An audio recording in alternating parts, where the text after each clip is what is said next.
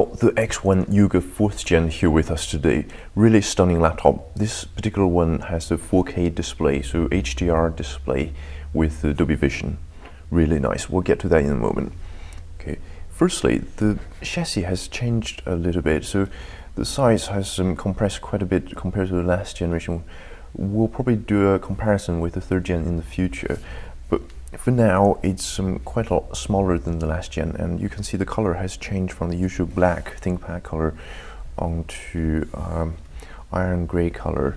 So it's still possible to leave some fingerprint mark on this, but it's a lot harder to do so than the last gen. The last gen had the black rubberized casing. It was super easy to leave a mark on that, and now you have the port, which is quite nice to see. And the other ports are not changed, except there's no more there's no more micro SD card. So on the right hand side, so there's a fan, exhaust fan. So if you use a mouse or right-handed, it might blow some hot air at you. But for the other purposes, the ports are quite left focused. So mostly on the left, except one USB. And the power button, it's on the side. It's I think it's usual for the ThinkPad series, and included is the stylus, which is quite nice. That it has somewhere to go. 2 speakers on the base, and also additionally 2 speakers on the top, which is directly facing you. So that's quite a nice change. Previously, I think ThinkPad mostly were downwards firing. So now this speaker, the sound is a little bit more full than before. So that's quite nice. And when we fold it completely down, so this is another change from the most recent series, which is it used to be that the keys used to protrude back inside the body, but now when it's folded backwards, you can still press it. Obviously it's disabled, but you can still, when it's upside down, you can still press a key. But it's probably a personal preference. Now it's lots of small, fine adjustment. Just see how small this webcam privacy shutter is. It's absolutely. It's if we just move it towards the camera, it's very fine, and it's very hard to notice. Additionally, now you have more display options. It depends on where you're based. The display option tends to vary. You tend to start with the 300 nit touch option. They're all touch screens, and it's reflective, but there's an anti-reflective coating. It's still a little bit reflective afterwards. But after the Full HD option, there is Dolby 4K display. So that's really nice. That's the one we have here. There's also the privacy option, and depending on where you are, there might be a lower powered option. Here in the UK, we don't have that. So in the UK, the choice is quite simple. So if you want to upgrade, then the 4K is the option. If you want something more simple, then the Full HD gives you better battery life. In some countries, you'll be quite lucky in having the Full HD low powered option, in having additional battery life.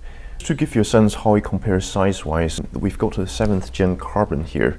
So it used to be that Yoga used to be quite big, and I think now if we look at the chassis, it's actually really almost comparable, pretty much parity in size with the 7th gen Carbon. And the major difference is, of course, Carbon is 1.1 kilos, so it's about 200 grams lighter than the Yoga, but Yoga is a 2-in-1 as opposed to the Carbon, which is more thin and light. So really similar port layout, and of course on the top, the Yoga, you have the stylus built in. On both systems you have 4 mics on the front, so you can hear more realistic voices. But of course it would be interesting to see if any dusts get stuck in the mic, because I think only time will tell. And the back of the machine, it's they're all quite similar to their previous design language, so nothing exceptionally new. We've got an i7 here. The processor, mostly the change with the 4th gen is you have a little bit faster turbo boost. So this one can go up to 4.6 gigahertz from 1.8 base. so that's quite fast. With the most recent generation, the 5th gen Yoga, you will have a 6-core option, and of course this one is already fairly fast. So the RAM, not upgradable, so it's, as you can see, it's a dual-channel RAM, so capped at 16 GB, plenty for most people who need to travel. If you need more RAM, of course, there's always the T490 series. It goes up to 48 GB. So it would be good to see, hopefully, next generation or so, 32 GB option. So that'd be ideal. Western Digital option in SSD, it's supposed to be quite fast and faster than some of the Samsung option. When you buy your ThinkPad, I think most of the time you can't really choose what brand of SSD you get, but generally they're all NVMe drives and generally are all quite fast. Usual Wi-Fi, quite well performing, and usual Intel graphics. SSD itself, it can be upgraded fairly easily. As you can see, we've got Wi-Fi, we don't have LTE on this system. If you want LTE, you've got to select it at the checkout. It can't be added afterwards. Let's have a chat about the keyboard. So as you can expect from ThinkPad, the keyboard is should be quite good. This one doesn't really disappoint. But if you come from the most recent generation, for instance, if you're coming from 3rd gen, you will notice that keypad travel has actually decreased a little bit. Not much, still very good key. Key travel is about 12.5% shorter on this version. It takes a little while getting used to if you're coming from the most recent generation. And also the click buttons, they're a lot more flat than the 3rd gen, I would say. So it takes a little getting used to as well. Trackpad positioning also changed a little bit. So if you can have a play with one in a shop. On a Windows side, I think ThinkPad keyboard and trackpad is supposed to be generally very good.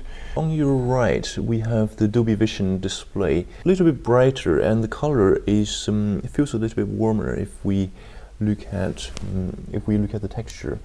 And additionally, the contrast seems to be handled a little bit better. So if you can, for instance, just look at the tree, for instance. I'm not sure how much you can see on the camera, but look at the tree. It's much darker, and you can see less of the content. Of course, that's a 4K version of the display, and that's a full HD. So there will be some differences in the level of detail. To my eyes, that's more vibrant also. So this is Tokyo wallpaper. Some of the things to take a look at is sky. I think we can see some of the difference. The furthest away building is a little bit more pronounced on the 4K panel.